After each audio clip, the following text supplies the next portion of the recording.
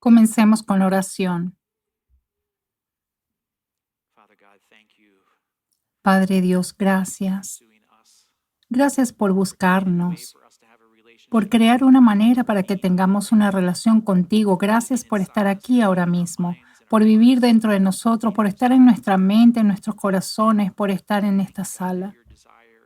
Gracias, Dios, porque tu deseo es que nos beneficiemos, que seamos bendecidos por tu presencia en nosotros, que debido a eso seamos transformados. Dios, oramos para que eso suceda, que transformes nuestros corazones y nuestras mentes, que cambies nuestra forma de pensar. Oramos, Señor, para que aprendamos y seamos transformados en tus agentes para tu pueblo que quieres que vivamos en este mundo. Así que, Señor, por favor, conecta tus palabras con nuestras mentes y nuestros corazones. Sabe exactamente dónde estamos cada uno de nosotros.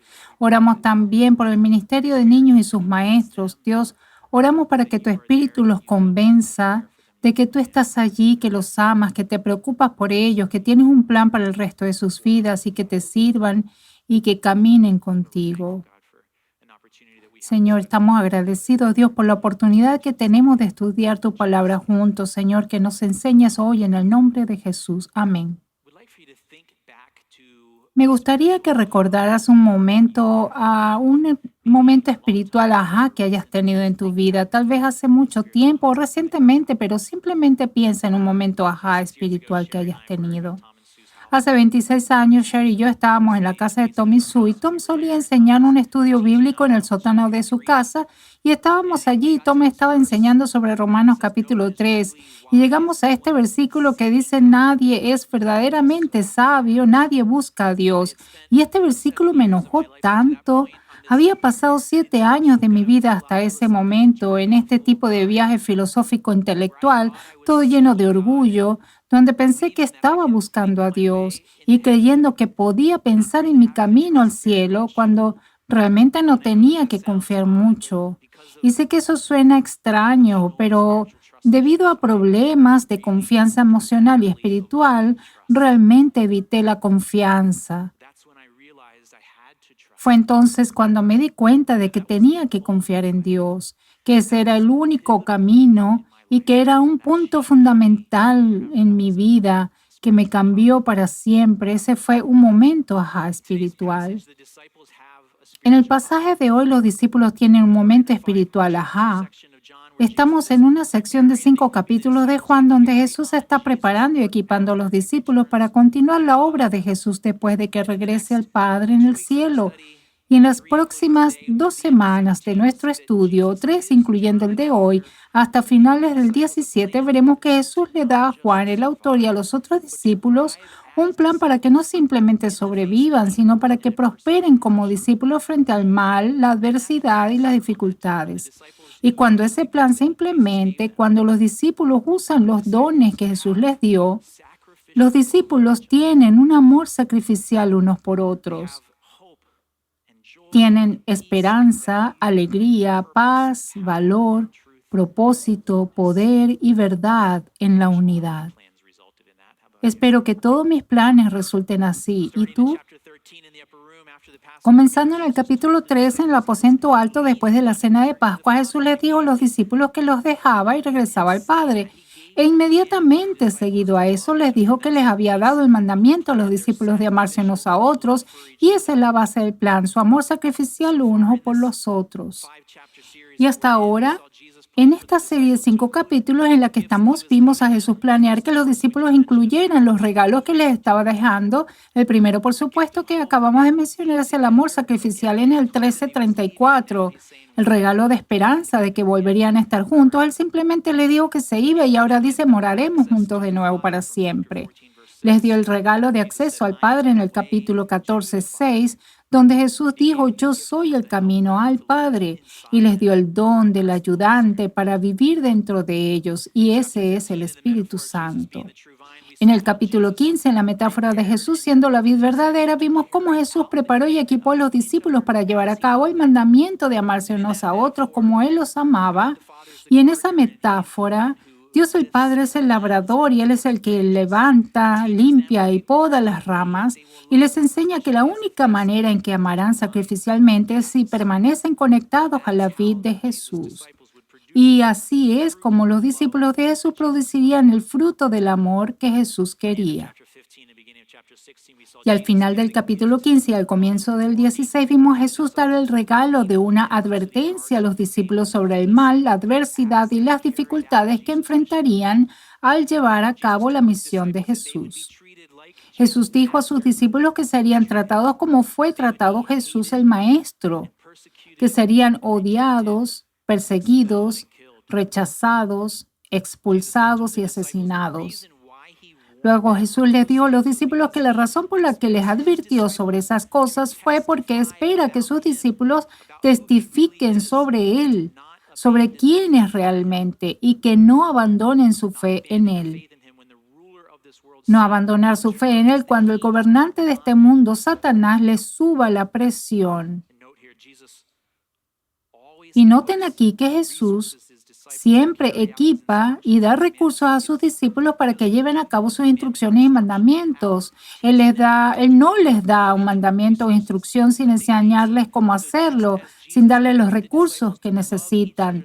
Entonces, así como Jesús equipó a los discípulos para amarse unos a otros con sacrificio, podando, limpiando y permaneciendo, de la misma manera Jesús prepara y equipa a los discípulos para testificar acerca de Él y no abandonar su fe en Jesús, dándoles el don del abogado, el Espíritu Santo dentro de ellos, el Espíritu de la verdad dentro de ellos. Esta última semana vimos que este abogado, el Espíritu de la verdad dentro de ellos, no solo los ayudaría a testificar y no abandonar su fe en Jesús, sino que a través de ellos, como dice en el capítulo 16:8, a través de ellos convencería al mundo de pecado y de la justicia de Dios y del juicio venidero. En el pasaje de hoy, Jesús pone a disposición de los discípulos los dones sobrenaturales del gozo y paz duraderos. Leamos el capítulo 16 al 18. Este es Jesús hablando. Dice, dentro de poco ya no me verán más, pero tiempo después me verán de nuevo. Algunos de los discípulos se preguntaron unos a otros, ¿a qué se refiere cuando dice dentro de poco no me verán, pero luego me verán y voy al Padre? Quiere decir que dentro de poco no lo entendemos. Jesús introduce la siguiente parte de esta conversación con lo que parece ser algo así como un acertijo. Un acertijo es definido como una declaración que tiene un significado velado, presentado como un enigma que debe resolverse. Ahora bien, nuestra idea moderna de los acertijos se parece más a acertijos para entretener, pero los acertijos en el primer siglo eran una herramienta de enseñanza común utilizada por los rabinos judíos para enseñar la verdad. El significado velado, similar a las parábolas, crearía una participación y una discusión animadas y haría que el oyente reflexione y medite. A veces reflexionaban solo por un corto tiempo antes de resolverlo, a veces reflexionaban sobre cuál era el enigma por el resto de sus vidas. Pero esto sigue el patrón general de la Biblia, que el diseño literario de la Biblia fomenta la meditación y el descubrimiento. Dios quiere que nos comprometamos e interactuemos con su palabra. Personalmente disfruto de los acertijos, pero a veces cuando no los entiendo irritan mi cerebro durante mucho tiempo y realmente me molestan. Entonces, ¿cómo resolvemos este enigma? Si miras este versículo por sí solo y sin ningún contexto, podría haber muchas respuestas a este enigma, ¿no es así? Podría ser tan simple como que alguien cierra la puerta a alguien y luego un rato después abre la puerta. O podría ser alguien en una reunión de Zoom que se levanta y va al baño, regresa poco después, pero de todas maneras, cualquier respuesta a este acertijo debe basarse en ver a la persona que está hablando y luego no ver a la persona que está hablando y luego ver a la persona que está hablando nuevamente. A diferencia de nuestros acertijos modernos, aquí hay un contexto que informa a los discípulos y lectores. Primero hay un versículo anterior en el Evangelio de Juan donde Jesús usó un lenguaje similar. Veamos el 14:19. Jesús dijo, dentro de poco el mundo no me verá más, pero ustedes sí me verán. Dado que yo vivo, ustedes también vivirán. La interpretación común de este versículo es que Jesús, después de que Jesús regrese al Padre y envíe el Espíritu Santo, los discípulos podrán ver a Jesús en sí mismo y en los demás, porque conocen a Jesús y lo reconocen obrando en ellos y en otros, pero el mundo no puede ver a Jesús porque no lo conocen, no lo reconocen. La segunda pieza de contexto en el versículo 16 que nos ayuda a entender este acertijo es que sabemos que la persona que dijo este acertijo es Jesús y que lo está diciendo a sus discípulos. Entonces, en el versículo 16 son los discípulos los que ven a Jesús y luego no verán a Jesús y luego verán a Jesús. Pero la pregunta aquí es si los oyentes de este acertijo son solo los 11 discípulos que estuvieron presentes o incluye a los demás discípulos de todos los tiempos y a ti y a mí también. Jesús y los discípulos se dirigen al jardín de Getsemaní cuando les hace esta desconcertante declaración. En mi mente imagino a Jesús hacer esta declaración y luego solo silencio de su parte, tal vez por minutos. Todos los discípulos comienzan a irse a un lado, comienzan a hablar entre ellos sin tener claro lo que Jesús quiere decir, tratando de entender lo que significa esta declaración y Jesús simplemente los deja sentarse con esto por un rato. Y noten aquí que los discípulos se hacen preguntas unos a otros, agregan algo más en la conversación que no estaba en la declaración original de Jesús, sino sobre la conversación anterior. Recuerden, esta conversación comenzó atrás en el capítulo 13 y ha estado sucediendo desde entonces, por lo que esta es una larga conversación. Lo que agregaron a la declaración de Jesús en el versículo 16 fue: ¿qué quiere decir cuando dice voy al Padre? Bueno, en el versículo 19, Jesús dice que se dio cuenta que querían preguntarle al respecto, entonces dijo: ¿se están preguntando qué quise decir? Dije que dentro de poco no me verán más, pero tiempo después volverán a verme. Quizá Jesús vio en ellos sus expresiones de desconcierto o de preguntas, o quizás los escuchó discutir.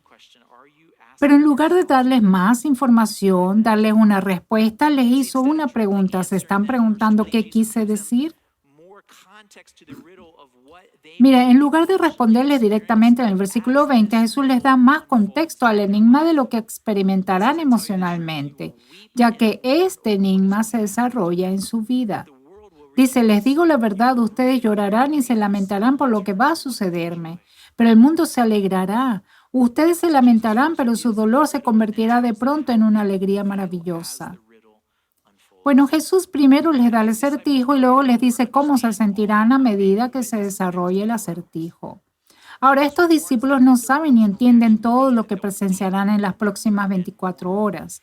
Jesús les advierte cuál será su reacción emocional de que llorarán, y llorar en su cultura no era un duelo silencioso, era un duelo ruidoso, social y colectivo.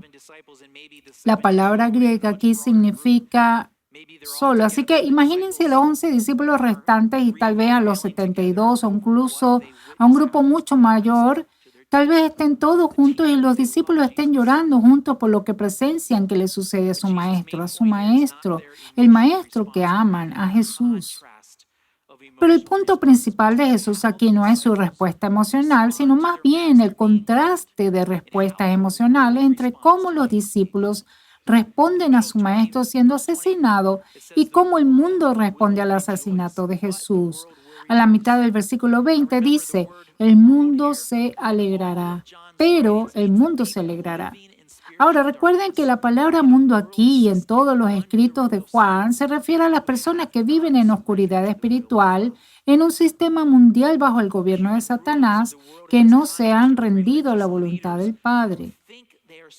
Los gobernantes humanos del mundo en este contexto son líderes religiosos que piensan que están sirviendo a Dios, pero en realidad están bajo el poder del mundo real, el verdadero gobernante del mundo, Satanás. Piensa en una marioneta, un títere con una cuerda, así es como los controla. Jesús es tanto el enemigo de los líderes religiosos como el enemigo de Satanás y sus fecas.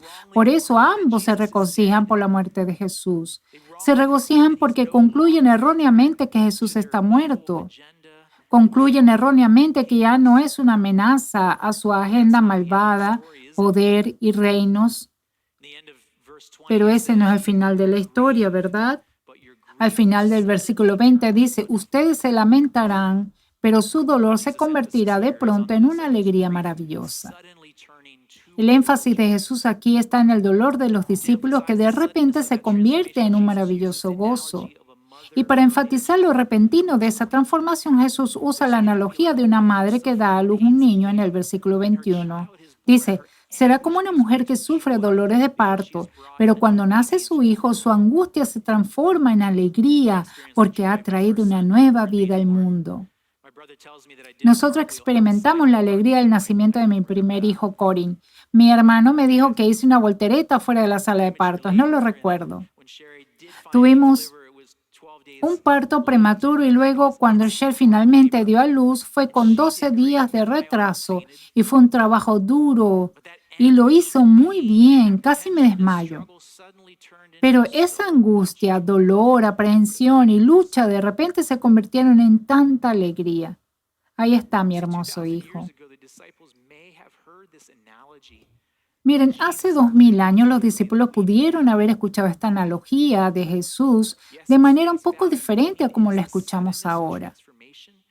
Sí, su significado nominal es la repentina transformación de la angustia a la alegría. Sin embargo, en los escritos proféticos del Antiguo Testamento, estos dolores de parto se utilizaron como una analogía profética. El comentarista Kinners dice, muchas veces los profetas usan estos dones de parto para indicar los dolores de una nueva era mesiánica venidera. Miqueas 5, 2 al 5 lo captura de esta manera. Dice, pero tú, oh Belén Efrata, eres solo una pequeña aldea entre todo el pueblo de Judá. No obstante, en mi nombre saldrá de ti un gobernante para Israel, cuyos orígenes vienen desde la eternidad. El pueblo de Israel será entregado a sus enemigos hasta que dé a luz la mujer que está de parto. Entonces, por fin, sus compatriotas volverán del destierro a su propia tierra y se levantarán para dirigir a su rebaño con la fuerza del Señor y con la majestad del nombre del Señor, su Dios. Entonces su pueblo vivirá allí tranquilo, porque Él es exaltado con honores en todas partes y Él será la fuente de paz. Entonces, en la declaración de Jesús aquí a los discípulos está hablando tanto de su futura transformación repentina de angustia a alegría, como del aumento de los dolores que vienen de una nueva era mesiánica de la que Él marcará el comienzo. En el versículo 22, Jesús continúa hablándoles en sentido figurado. Dice, así que ahora ustedes tienen tristeza, pero volveré a verlos. Entonces se alegrarán y nadie podrá robarles esa alegría. Jesús inicialmente no indica qué es lo que causa el cambio repentino de angustia a alegría o lo que marca el inicio de la nueva era mesiánica, sino que se enfoca en la cualidad única del gozo. Es un gozo que nadie te puede robar. Esto parece referirse a una alegría que no se ve afectada por las circunstancias. Imagina eso, una alegría que no cambiará. Ellos podrían tener alegría en su día por el nacimiento de un niño, pero si el niño se enferma o incluso muere, entonces la alegría se convierte en dolor. Esa alegría no sería duradera, ¿verdad? Pero Jesús parece estar hablando aquí de un gozo que tiene una cualidad inmutable que nadie puede robarles. Este es un gozo que refleja la cualidad inmutable del carácter de Dios, el gran yo soy, y ellos pueden tenerlo porque Dios vive dentro de ellos. Y en contexto, ¿quién es el que les robaría su alegría? Jesús probablemente esté haciendo referencia al gobernante del mundo que traerá el mal y la adversidad contra estos discípulos y contra nosotros, e incluso matará a la mayoría de los 11 restantes. Pero las palabras de Jesús aquí deben significar entonces que el dolor de la pérdida y la experiencia de la persecución y la amenaza de muerte no pueden robarles el gozo duradero. El gozo duradero que Jesús pone a disposición de los discípulos que ama. Si has leído el resto de este capítulo, sabrás que Jesús no sale y les dice claramente a los discípulos cuál es la fuente del gozo duradero. Ha sido vago durante toda la conversación. Pero lo que sí sabemos es que este gozo sucede que el gozo que sucede depende de que Jesús regrese al Padre, que lo que sucede entre este punto horas antes de que Jesús sea apresado y arrestado y cuando Jesús regresa al Padre son todos los pasos que deben suceder para que Jesús vuelva al Padre. Y esos son todos los pasos que deben suceder para que los discípulos reciban lo que Jesús quiere que los discípulos tengan en su ausencia. Y sobre todo tener esta alegría que nadie les puede robar. Muchos de nosotros como lectores conocemos la narrativa al final de la historia, pero los discípulos en Juan 16 están viviendo esto a medida que se desarrolla, paso a paso sin entender lo que viene después. Los discípulos serán testigos de cómo arrestan, juzgan y condenan injustamente a su maestro, testigos con horror e incredulidad de cómo su maestro es torturado y asesinado en la cruz. Algunos de ellos van a contemplar el cuerpo al ser bajado y puesto en la tumba de un hombre rico. Y si no habían empezado a llorar, ya van a llorar y a lamentarse y estarán escondidos durante unas 40 horas. Y luego temprano en la mañana del tercer día Jesús resucitará de entre los muertos. Y poco después de eso les apareció. Y su dolor de repente se convertirá en una maravillosa alegría. En mi mente imagino que las lágrimas incontrolables de pena se vuelven incontrolables lágrimas de alegría. Entonces, ¿es esa la respuesta al enigma? Parece encajar, ¿no? Lo ven, luego no lo ven y luego un poco después lo ven. Verán, la tendencia es resolver el significado velado de este enigma en el versículo 16 con la vida, la muerte, la sepultura y la resurrección de Jesús y no mirar más allá de eso. Observen esta diapositiva. Miren, la vida de Jesús, los discípulos lo ven y luego en la muerte y el entierro no lo ven y luego en la resurrección lo ven nuevamente y tienen un gozo maravilloso. Pero hay más en eso que eso. F. Bruce dice, no debemos imaginar demasiado rápido que entendemos lo que era inteligible para los discípulos. Permítanme leer esto nuevamente. No debemos imaginar demasiado rápido que entendemos lo que era tan inteligible para los discípulos. Me encanta la humildad de este comentario.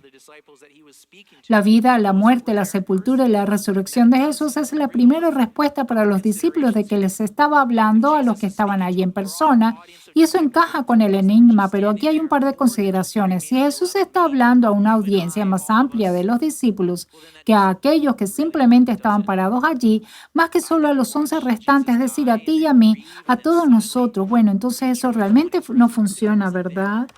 Yo no vi a Jesús morir y luego llorar y luego de repente alegrarme cuando resucitó. Yo no estaba allí.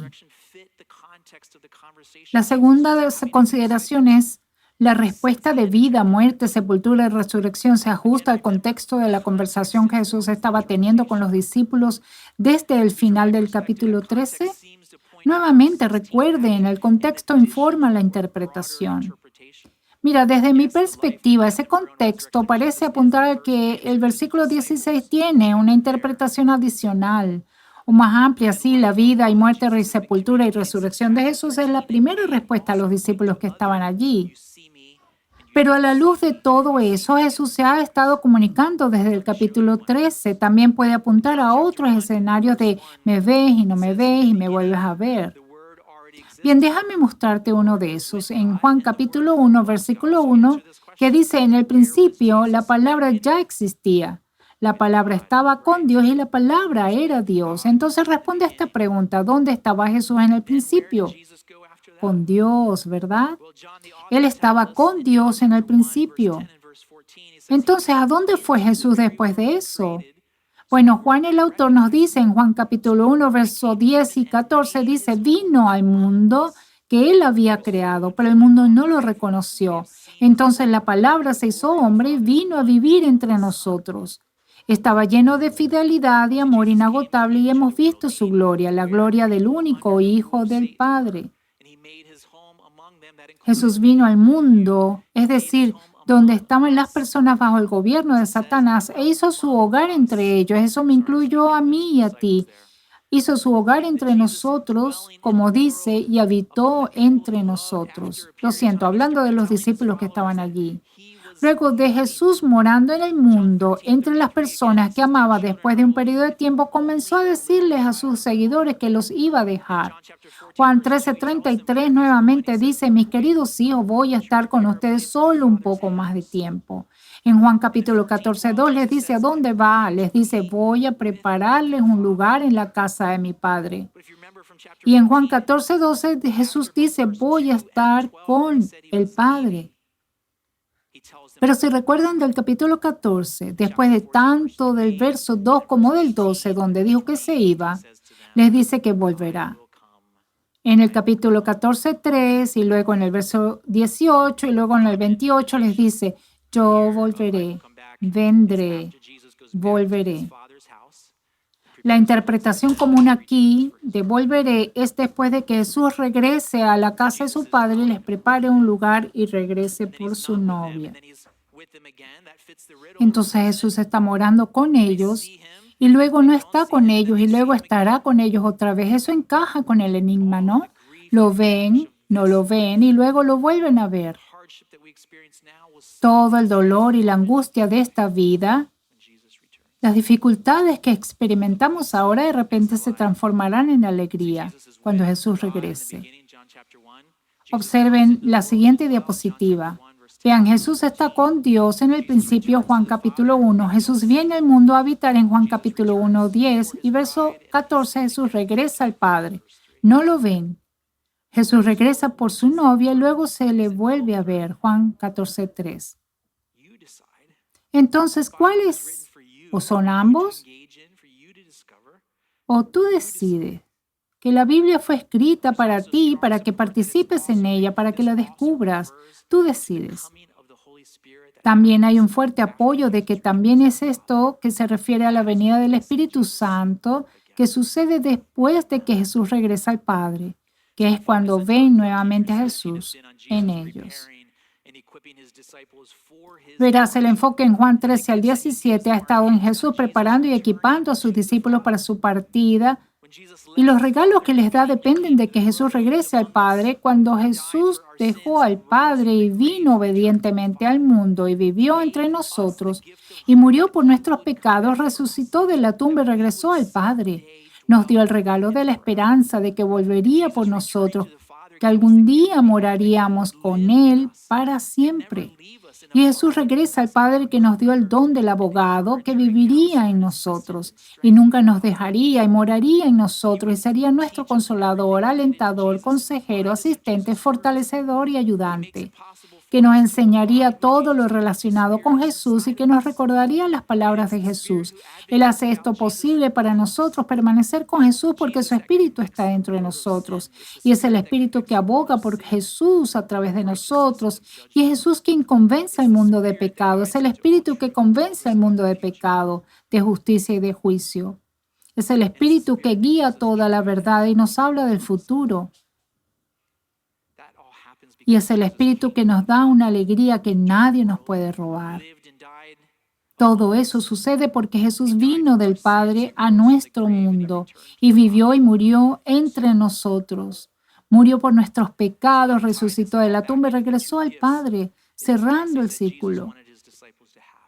Así que permítanme vincular todo esto con los dos dones de este pasaje que Jesús quería que sus discípulos tuvieran: gozo duradero y paz duradera. Lo que nos dice las Escrituras sobre este gozo es que viene de repente después de la angustia y el dolor, y es ese gozo que nadie les puede robar. Para nosotros los discípulos en el presente, este es un gozo que proviene de la eliminación del temor de la muerte. Escribió el autor de Hebreos en el capítulo 13:6. Hebreos capítulo 13:6 dice, así que podemos decir con confianza, el Señor es mi ayudador, por eso no tendré miedo. ¿Qué me puede hacer un simple mortal? Este es un gozo que también proviene de la presencia permanente del Espíritu de Dios dentro de nosotros. Proviene de que permanezcamos en Cristo. Este gozo proviene del Espíritu que nos enseña y nos transforma. Y en el capítulo 16, versos 23 y 24, agrega que tendremos alegría abundante porque le pedimos al Padre directamente y le pedimos usando el nombre de Jesús. Jesús dice, en ese momento no necesitarán pedirme nada. Es decir, defender quién es Él. Les digo la verdad, le pedirán directamente al Padre y Él concederá sus peticiones porque usan mi nombre. No han hecho esto antes. Pidan usando mi nombre y recibirán y tendrán abundante alegría. Ahora, esta primera afirmación aquí es ambigua. No estoy seguro de lo que significa, pero en general la esencia de este paquete es que encaja en el contexto de que Dios el Padre quería tener una relación con su creación. Ese es el tema de la Biblia.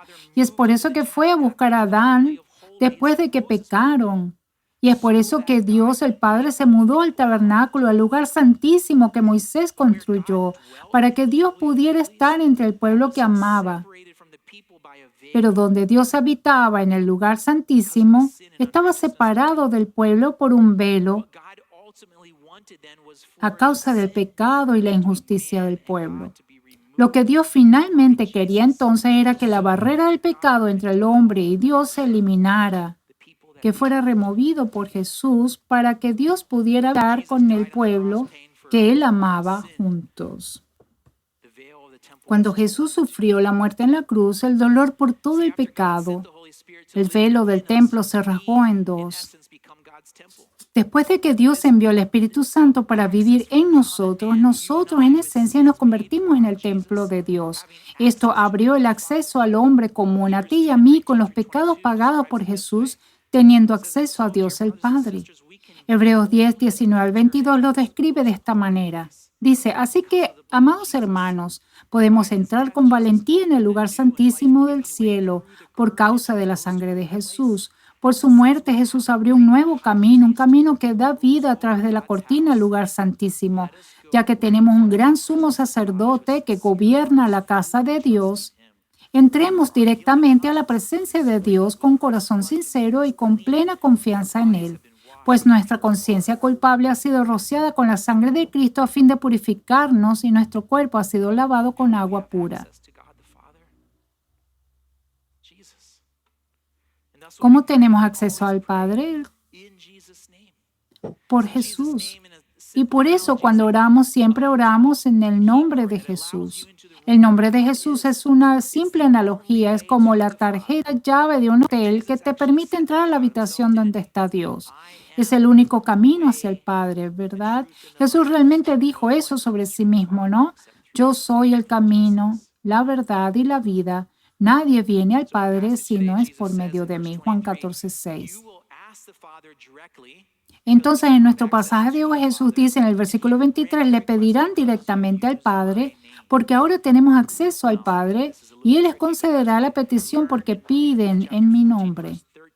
Ahora, esto es un poco complicado, pero como aprendimos en el capítulo 14, versículo 13, en el capítulo 14, 13 se usa un lenguaje similar. Este versículo no es una promesa abierta sobre pedir algo. Más bien, si estamos pidiendo algo en el nombre de Jesús, es con el corazón sometido a cualquier respuesta que le traiga a Dios mayor gloria. Ahí es cuando Dios se lo concede. Dice, puedes pedir cualquier cosa en mi nombre, se lo haré, pero para que el Hijo le dé gloria al Padre.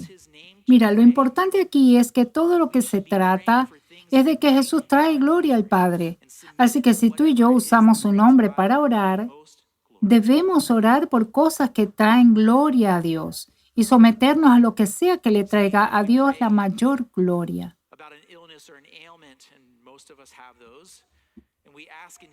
Si oramos por una enfermedad o dolencia, y la mayoría de nosotros las tenemos, y pedimos en el nombre de Jesús, Jesús querría que nuestra oración fuera, Padre, por favor, sáname de la enfermedad, ¿sí?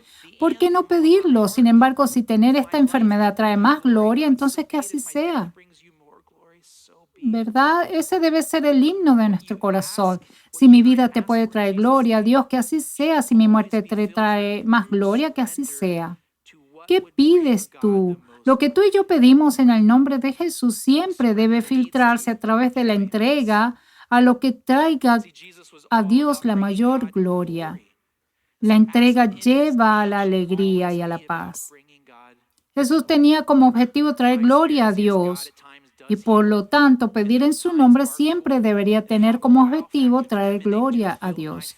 En mi experiencia, si Dios a veces sana Y esos momentos son geniales y tienen un factor sorpresa y construyen mi fe y la de los demás, pero la mayoría de las veces Dios da la gracia para perseverar y permanecer fiel al poder por su Espíritu en nosotros. A través de la dificultad nos transforma, a través de la enfermedad nos transforma, sin importar si esto termina en la muerte. ¿Por qué? Porque es lo que le trae más gloria. Y en otras palabras, si más ojos miran a Dios y se sorprenden y su fe se fortalece porque Él sostiene a alguien a través de una dificultad, en lugar de que Él lo sane inmediatamente en el momento, entonces eso es lo que Dios hará. Él es quien lo determina. Él decide qué le trae más gloria. Mi pensamiento actual sobre esto, y lo digo con cautela, es que en su mayor parte Dios nos sana del pecado y nos sostiene y transforma a través de las dificultades, en su mayor parte. Si los milagros pueden suceder y suceden, pero en su mayor parte Él nos sostiene y transforma a través de las dificultades. Y cuando nos rendimos a lo que sea que traiga a Dios la mayor gloria, entonces podemos tener paz. Asombrosa, esa es la paz de la que habla en Juan 16:33, el final de nuestro capítulo. Pero el final del versículo 34 es el acceso al Padre, pidiendo en el nombre de Jesús lo que trae esta alegría abundante. Los versículos 25 al 27 dicen: he hablado de estos asuntos en lenguaje figurativo, pero pronto dejaré de hablar en sentido figurado y les contaré acerca del Padre con toda claridad. Ese día pedirían en mi nombre. No digo que pediré al Padre de parte de ustedes, ya que el Padre mismo los ama profundamente porque ustedes me aman a mí y han creído que vine de Dios. Miren, parece indicar aquí que cuando confiamos en Jesús y entendemos y experimentamos la profundidad del amor de Dios por nosotros, entonces estaremos mucho más dispuestos a pedir en el nombre de Jesús. Entrégate a lo que les dé más gloria a Dios. Y porque el Padre nos ama mucho, entonces responde las oraciones y de cualquier manera les trae más gloria. En el versículo 28 vemos el círculo completo del ministerio terrenal de Jesús y notamos cómo claramente Jesús habla aquí. No hay acertijos, no hay parábolas, no hay cifras en un discurso. Dice: vine del Padre al mundo y ahora dejaré el mundo y volveré al Padre. Y este es el punto donde los discípulos finalmente lo entienden, al menos en parte. Aquí es donde tienen un momento espiritual, ajá. Los versículos 29 y 30 dicen: entonces sus discípulos dijeron: por fin hablas con claridad y no en sentido figurado. Ahora entendemos que sabes todas las cosas y que no es necesario que nadie te pregunte nada. Por eso creemos que viniste de Dios. Creo que es lindo que crean que la razón por la que no entendieron fue porque Jesús estaba usando discursos velados como acertijos o parábolas. Eso es tan Dwayne cuando piensa que la falta de comunicación clara de la otra persona es la razón por la que no entiendo algo. En su caso, los acertijos y parábolas se utilizaron para llevarlos a comprender la verdad. Mientras meditaban, discutían y luchaban con ella. ¿Y qué es lo que finalmente entienden ahora?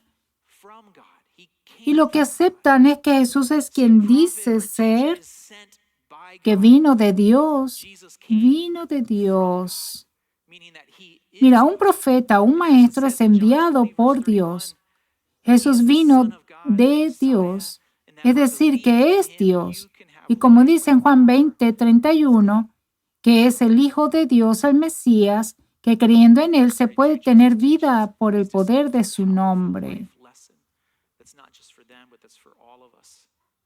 En el versículo 32, Jesús les enseña a estos discípulos una poderosa lección de vida que no es solo para ellos, sino para nosotros.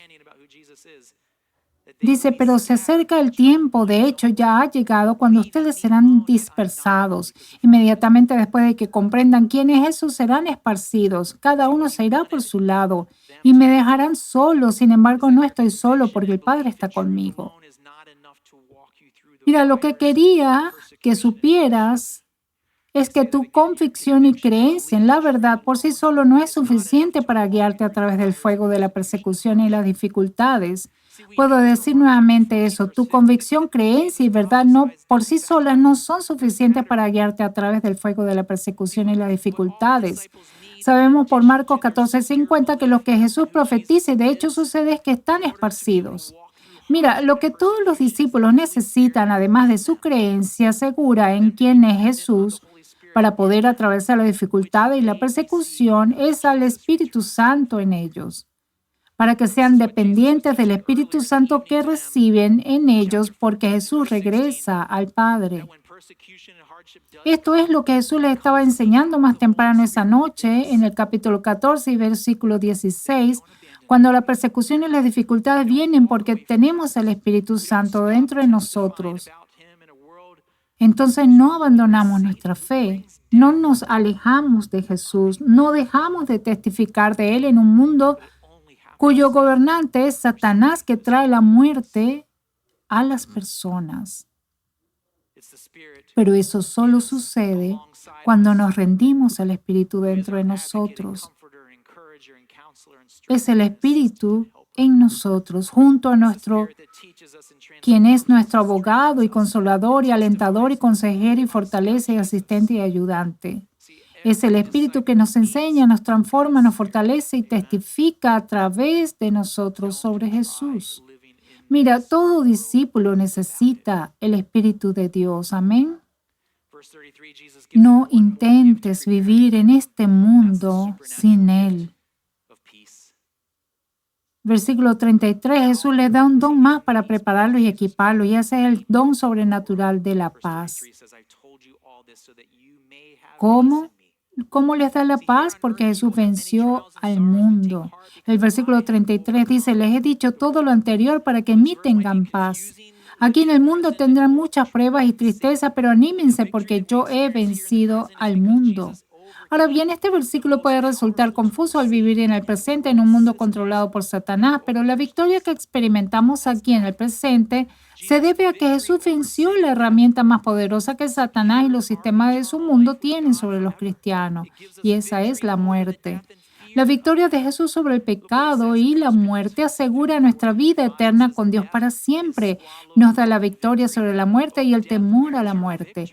Mira lo que dice 1 Corintios 15, 54 y 55. Dice, entonces cuando nuestros cuerpos mortales hayan sido transformados en cuerpos que nunca morirán, se cumplirá la siguiente escritura. La muerte es devorada en victoria. Oh muerte, ¿dónde está tu victoria? Oh muerte, ¿dónde está tu aguijón?